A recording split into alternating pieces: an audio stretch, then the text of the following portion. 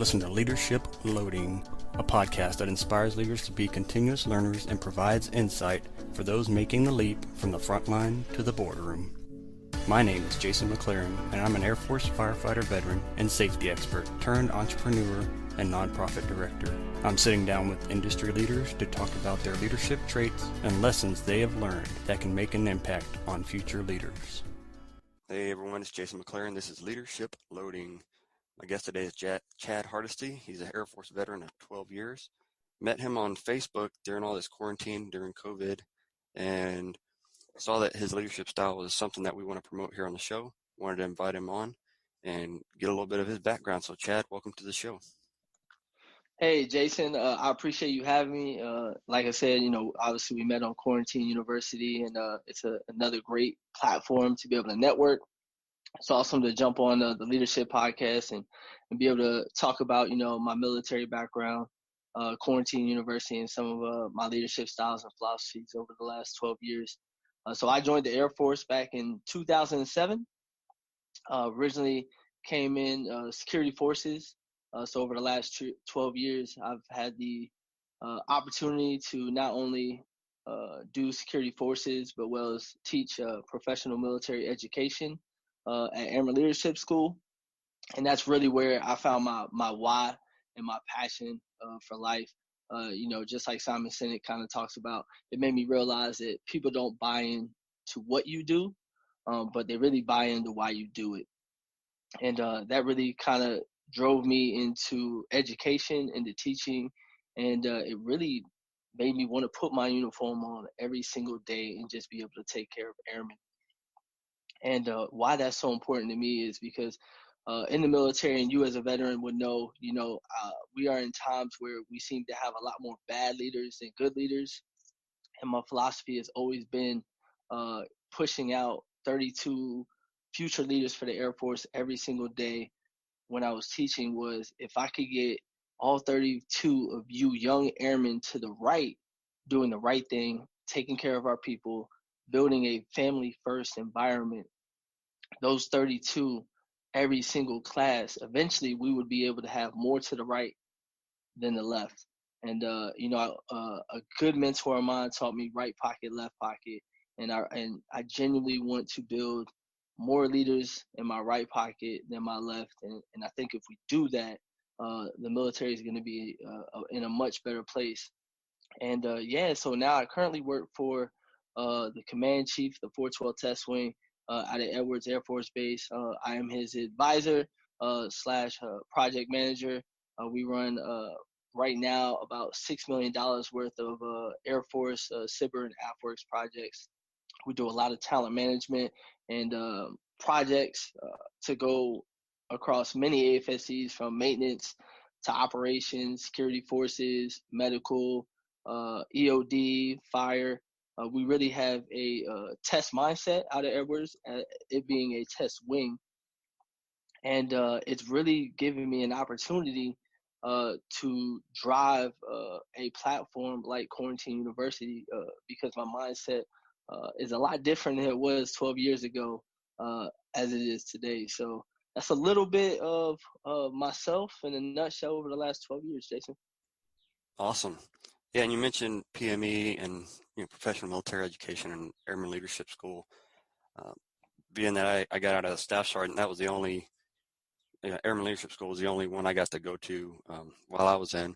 Can you explain for the non-military a little bit, just briefly, what Airman Leadership School does for airmen, and then go into NCO Academy a little bit? No, most definitely. So anybody not in the military, or maybe in a different branch, Airman Leadership School is our baseline leadership school. So if you are the rank of senior airman and you have a certain time in service, and time in service would be is basically if you've been in the job so long, we need you to lead a bunch of people just like any other civilian sector that, you might be working 2, 3, 4 years and they kind of put you in as a section manager. You go to Airman Leadership School, and what that does is basically saying, hey, at maybe 21, 22, depending on the age you're coming in, that's usually the go-to range right there, is we want you to supervise airmen. We want you to lead people, whether that's downrange in a deployed environment or whether that's CONUS, doing the day-to-day mission to support our mission partners. And it really gives you the opportunity in a 5-week course to build on your leadership principles, your management. And for me, Airman Leadership School is really, an educational platform. It is 10 college credits, so it's, 3 to 4 college courses crammed together in 5 weeks. But it's really a place for airmen to come to and really find themselves. I think Airman Leadership School is in a great place in somebody's career in the Air Force to understand if they really want to buy in to the Air Force. And I say buy in just because, I'm pretty sure when you joined the Air Force, Jason, that, you really didn't know what you were doing. I didn't know what I was doing. Yeah. And I think it's easy to go with, a lot of us, we don't know what we're doing at 18, 19 years old, even if you joined at 27. You have you need something to do, or you've always wanted to put the uniform on. It's a thing. You wake up every day and you do it because you have to. You need the paycheck, and you got things going on. But when I went through ALS, I'm not gonna lie, I was not in the educational mindset. I built a lot of networks, people that I still talk to this day. But Airman Leadership School, man, is really, like I said, is a place that we can really just find ourselves and really commit. And I hate to say it, but it's really a read blue. It's just like a management course out in the civilian sector. You send somebody to a course to give them a little bit more development, and they come back and their whole perspective has changed. And I think that's what ALS does for airmen across the Air Force, as well as just build future leaders. And then as you move into the ranks of tech sergeant, you get to go to the NCO Academy, and again, you get to just be on a bigger platform. The education piece is still there. The networking is phenomenal in NCOA. So you go from classes of 32 to 50 to 100 people in a whole class. Sometimes anywhere from usually ranging to 100 to 140 people. And NCOA is really well because it's really a student-driven course, just like you would take online. And during COVID-19, they're actually testing out a virtual platform right now for NCOA and Senior NCO Academy. So I think the Air Force as a whole has done a really good job at placing educational platforms like ALS, NCOA, and Senior NCOA at the right time in their careers. And it's just a phenomenal tool, just like any other school that anybody else would go to on the outside, like college or online learning. It's just another way for us to be able to get growth and development. Definitely, there's a few things there. So, yeah, you said like 22 when I went through ALS, and I started on staff, I believe right before that, and immediately was given, some troops to manage, and these guys were 18 or 19. And of course, being in the military, we're all from different cultures. So I was this guy from Alaska, just, not very socialite in Alaska. And that's one reason I joined the military, because I, wasn't a big partier and, that sort of thing. But, then I got this troop that was from New York, and, he's just boisterous and, really total different personality. But ALS helped me, manage my leadership style so that I could, cultivate that relationship and manage that troop effectively. So it's definitely a good resource there. No, exactly. I think one thing to remember is, when we're on the leadership podcast, you got to think about, we're talking about ALS. And one good quote that I used to always tell my students from John F. Kennedy was, leadership and learning are indispensable to each other. They go hand in hand. And I really think that's what you get in ALS and some of these other PME platforms. And, as we get in and we talk about, military leaders, Quarantine University, and leadership in a whole, is, if you can commit to learning, you can commit to leadership. And, you meeting that individual in New York is a perfect example of leadership perspective, because I'm pretty sure he was able to give you some perspective because he's from New York. He probably works a different AFSC than you. He has different life experiences, and he knows different things that you may have never experienced. And so that's one of the great things about these classes and things that we do on the outside on a day-to-day basis. And that's also what's so great about our virtual platforms right now is we are able to link to people all across the world every single day in Zoom and some of these virtual educational platforms and a lot of sessions and things like that, that it's going to make you a better leader. It's going to make you a better friend, a better brother, a sister, a husband.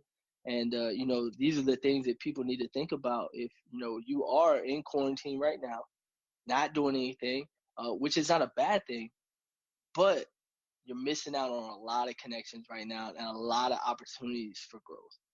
Definitely.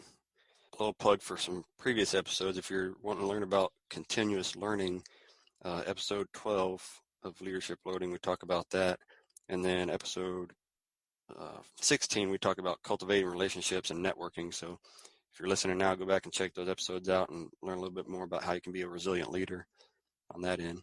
You talked about family first. How, as a leader, are you able to make sure that family is first in the military, even though you have to still follow all the orders you're given? So I will tell you this. So family first is probably my number one leadership philosophy growing up in the military. It is definitely something that was difficult to learn. So I think one thing that I've always learned throughout my philosophies of leadership and as we grow and you mature and you learn different things and then like you already know, getting out as a staff sergeant, you were probably just now getting into your prime. And now as you leading, being a great leader in this community and doing podcasts and pushing out great content and messages, what you know now, you definitely probably didn't know as a staff sergeant. I know myself, I did not. It took me about 7 years to realize I even wanted to be a leader in the Air Force, let alone was I a leader. And, family first is, I learned something from a prior wing commander of mine that I still talk to this today, retired Colonel Griffin. And, he is a phenomenal guy, and he taught me one thing. He said, it's the 80-20 rule. There's a lot of different formulas out there that people use, but I love the 80-20 rule is because when there's nothing going on, you think about COVID-19 right now, I have an opportunity to balance myself and give my family 80% of me and 20% into work. And, I think that fluctuates, but it's a great way to be able to come home, not be on my phone, not be on my computer, not send out emails, and really focus on my family. It's no different than our brothers and sisters downrange right now. They're putting 80% into work and 20% into themselves. Whether it's at the gym, getting some gains, going to school, educating themselves, just focusing on being better with a little bit of time that they do have. And when things get kind of hectic, then you kind of switch it. It's real easy. You just go, okay, cool. Hey, you explain to the family, hey, this is what's going on. And this is something that, I struggle myself as a leader all the time. My wife gets on me all the time. She's amazing. She keeps me in check. And, she lets me know, hey, it's supposed to be 80% family and you're not quite there yet. So I think it does take the people around you to kind of keep you honest. But when work is crazy, there's some people right now, COVID-19, our defenders, our medical staff, they're boots on the ground day after day, and they're 80% work, and it's really just sending that message to your family and letting them know what's going on, being as transparent and as honest as possible. And I think if you do that, you can be a great leader. Your family is going to understand, and your work is going to respect you a lot more because they're going to know your head's in the game. Yeah, that's awesome. And like you said, it's not always short-term 80-20. A lot of people use that analogy to 80-20. It's not, okay, this day, 80% of my day is this and 20% is this. It could be, like you said, a balance over a month or a year. Whether it be you take PTO or leave in the military. That's why they give that to you, so you can rebalance out that 80-20 throughout the year, and make sure you're getting time with your family. So I love that philosophy. So I think one thing, well, I talk about that. So I'm one of those guys. I have over 60 days of vacation. I've never been one to take vacation. And I think and I say this message real quick because, a lot of people, we talk about, balancing family life and balancing work. But man, you want to hear something crazy? When I put that uniform on every single morning, I don't feel like I'm going to work. Like I don't. Jason, I put that uniform on. When I get to work, it is not work. And I think that's the great thing about waking up and knowing that I'm doing the right thing every single day. And as a leader, that is a message that I try to echo every single day to my airmen. When you put that uniform on and you still have that giddy feeling when you graduated basic training, and this goes across the board, man. Let's think about the civilian sector, and when you graduated college and you were so happy, you threw your hat in the air, you're having a great time with your friends, you're excited to get out and start your career and get into the workforce. If you don't have that feeling every single day when you go to work, you are not doing the right job. You are not in the right field. You are not listening to yourself. And I think that's a great leadership message that you're not going to get that if you're not connected with your people. If you don't have a authentic connection with your people, if you don't know their wives' names, their husbands' names, your kids' names, you don't know where they're from, you don't know what they do. If you're not spending time with them outside of work and really getting to know them and being there for them, you'll never know those things. And but I love my job, and like I said, it's not work to me, man. I go and I have a blast. I have fun, and I make the best of every situation. Even with our crisis going on right now, some of the things we're doing is, we're going to the commissary and we're grabbing carts. So people got carts. We're bagging groceries because, the lines are crazy because I'm pretty sure, just you're in the same boat as us. We can't find toilet paper anywhere. So Yeah. it's one of those things, during a crisis, you really find who the true leaders are.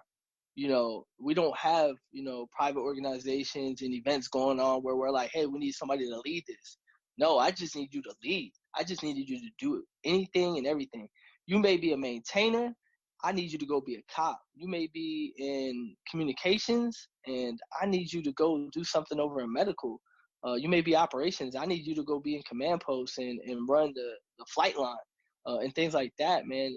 We need people to leaders should be able to fill in and do anything. They're not going to be perfect because it's not their day-to-day job, but they're going to be able to do what they need to do on a daily basis. And I think you see a lot of this out. You see all these kids being phenomenal leaders in the community with 3D printing and printing ear guards and doing masks and things like that. So it is a great time to be a leader in this world right now, because a lot of good is going to happen when we get done with this. And I think that kind of leads into our last topic is, Air Force Quarantine University. So I ran across this on Facebook. I was just, looking around. I'm doing a lot of research now because that's my job is emergency management. And I was researching PPE groups on Facebook, trying to get into some of these groups and learn what they're doing, like you just talked about, 3D printing masks, that sort of thing, because I'm trying to get ahead of the curve on making sure that when this pandemic hits our area, as hard as it's hitting New York right now and the West Coast, that we've got some of these tools in our toolbox already. And I really don't know how it popped up on my feed, but I clicked at join and it, asked me some questions. I was like, they're not going to approve me because I'm not an active duty. And then all of a sudden it was like, you're approved. And so I messaged Chad and I was like, yeah, this is good stuff that we're doing here. Let's chat about it, like I said earlier. So yeah, so tell us how QU started and what you guys are doing in there. So, man, Quarantine University was a grassroots effort, and myself and Chief Eisen, our DFAC was closing down to meal card only, so we were enjoying our last meal. We love the dining facility at our base, and it's usually where we go to network, hang out with airmen, and figure out what's going on around the base that we're not already hearing. But it came down to, we started brainstorming a way to communicate with our airmen that were teleworking across the base. And we realized that bases around us needed the same thing. And so we developed a process to try to crowdsource this idea so it could be more easily scaled across the total force. And, we were trying to think big Air Force, understanding that, we're probably only going to reach a dozen people. We had no idea it was going to reach the growth that it is now. But we soon realized, almost 3 weeks in, that we're 17,000 strong first thing this morning, and it is an amazing thing to see. Air Force Quarantine University, it allows instructors, experts, all across the Air Force to teach pretty much anything. We have career assistant advisors. We got, Airman Leadership School instructors, NCOA instructors. We got civilian workforce. We have yoga instructors coming in, people teaching how to brew beer, woodworking, breathing techniques. It's really just the power of our network in the community. And I think, it goes with anything that you do on a day-to-day basis. It really comes down to buy-in. And Quarantine University has been able to show our community, whether you're active duty, retired, or you just like being around military folks and you like what we do on a day-to-day basis, is, our community drives Quarantine University. We do not manage or do anything. We really just facilitate, we organize, and we schedule things. So, getting the buy-in was amazing. And when I say buy-in is, we started this page because we wanted people to still get developed during a time of crisis. And, every single person on that page has committed to learning. And I think it's awesome. I think it's a great way to be able to develop yourself. People are getting lessons taught from people all over the world. And I think before COVID-19, this wouldn't have happened. And I think the goal here going forward is, we're testing ways to help further develop airmen and DoD civilians when a crisis like this happens. And this is a great test bed for future crises. But we want this to continue when COVID-19 dies down. We still want to be able to transform this platform into something that provides value every single day. And I think the 17,000 strong and growing are going to do exactly that. And that just shows the power of networking, and especially in the military. I mean, I think throughout the military, networking is so popular and so more productive because not everybody's holding everything to the chest. It's not a me like it is in the corporate world. People are like, oh, I'm going to hold this to my chest because I want to get credit for it. I want it to be on my annual evaluation or whatever. In the military, it's that full team mentality, and yeah, you might get it as an EPR bullet or something like that, but who cares? You're doing what's best for the team, and you're networking and building these products and resources to help the team and help the globe, function better. I think you're exactly right. And one of the things that I liked, man, is management is doing things right, but leadership is doing the right things. And it goes back to what I talked about earlier. People don't buy what you're doing; they buy why you do it. And I think Quarantine University and everybody that is in that community, we're all working together. We understand the intent of the page. People are buying in why we did it. They understand that there was a need. They understand it was a grassroots effort, and they're committed to learning. And I think it's a beautiful thing to see. And as we talk about leadership, man, is doing the right thing. That's all it is. Anybody can manage and do something right, but leadership is when you're doing the right thing and you're doing it for the right reasons. People are gonna see that. They're gonna see that the integrity piece behind it. And Quarantine University has just been an awesome experience so far. Being able to link up and network, and I think that's one thing that we need to continue outside of this crisis as we move forward. Is the community can continue to develop and learn over the next 12 to 24 months. And it doesn't take a crisis to be able to do this every single day. Definitely. All right. So to close it out, how can people get a hold of you if they want to chat more with you? Oh man, so man, they can contact me through Quarantine University. That is a great place to catch me, as well as be able to network with yourself and many other great entrepreneurs and people across the total force. They can also reach me on Instagram and Facebook, House of Leaders. So that is my tagline and my name on social media. And you know, I love to help people. I love to network, and I love to just be able to give a small piece back during a crisis. And again, I appreciate you having me on the podcast. I had a wonderful time, and I hopefully everybody got at least one piece of advice. You know, my last leadership thing is, you know, when you're teaching, you're doing things, you know, you can go through a conversation and talk about 100 things, and or you can get 100 different perspectives. And I think the end goal is you know, as long as you learn one piece of perspective or learn one thing, you came out better before you started. So, thank you for having me on, and we appreciate you. Thank you, Chad. Thanks for your time. And for those that don't know, it's 4:30 where Chad's at and 6:30 where I'm at. And, you know, we're taking time out of our day to make sure you guys can get this knowledge. For sure. Yeah. So, man, I woke up at 4 o'clock this morning and gave the wife a kiss on the forehead and headed in. And man, you know, it's great to see that people are getting uncomfortable, getting out of their normal routines, to be able to give back.